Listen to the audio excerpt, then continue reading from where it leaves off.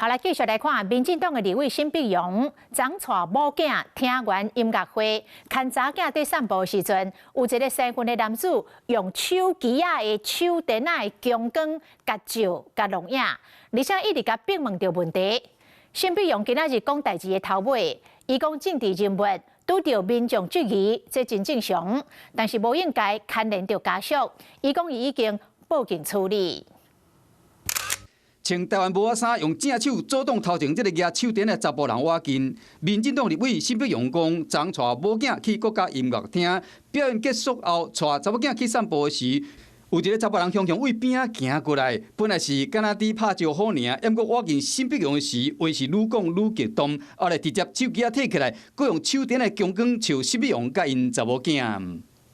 身为政治人物遇到什么呛虾啦，遇到什么质疑啦，这是一个非常正常的事情。但是呢，在有小孩的状况之下，这完全是另外一件事。所以在这样的一个状况之下呢，其实小孩是会受到惊吓。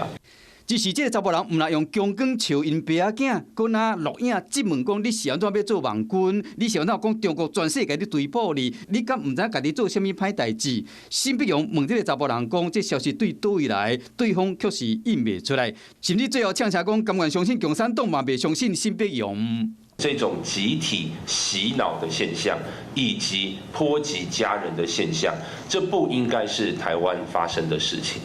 事后回想起来，沈碧荣犹原真愤慨，尤其是这摆事件影响到因无辜的亲人，已经报警，并且将相关的证据交予警方，以强硬态度保护自身的立场，无要让亲人安全佮受到危险。